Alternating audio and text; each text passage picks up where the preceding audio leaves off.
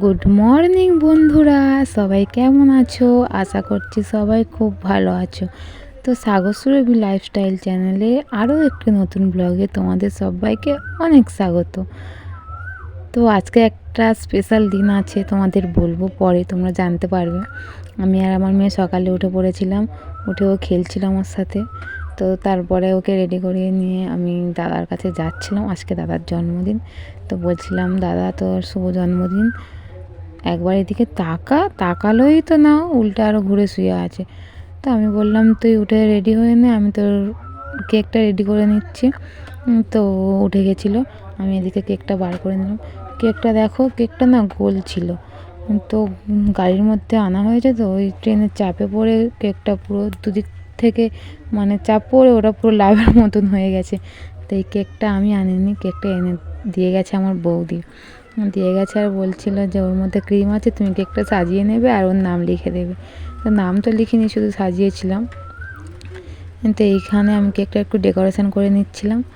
তো দেখো কেকটা কত সুন্দর লাগছে, কেমন লাগছে তোমরা বলবে। তো তারপরে দাদা এসে বসেছিল, তো তাড়াতাড়ি করে ওকে একটু সাজিয়ে দিচ্ছিলাম।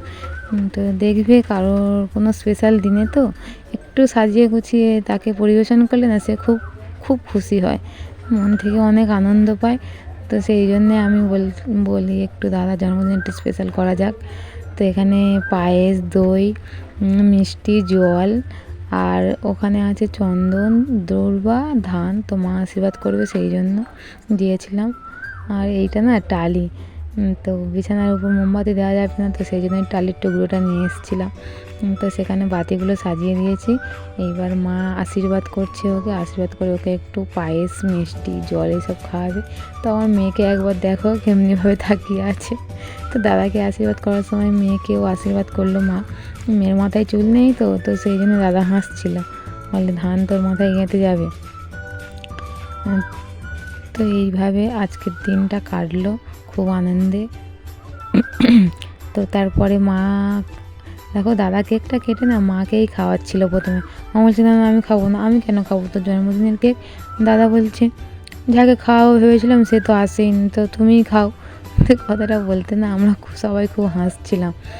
তো এইভাবে দিনটা মজারভাবে কাটলো। রাত্রে খাওয়ার আয়োজন ছিল, করা হয়েছে। তো লোক খাবে 15-20 জন মতো। তো মা একলা তো পারবে না, আমাকেই করতে হবে, তো সেই জন্য আর ভিডিও করা হয়ে উঠবে না।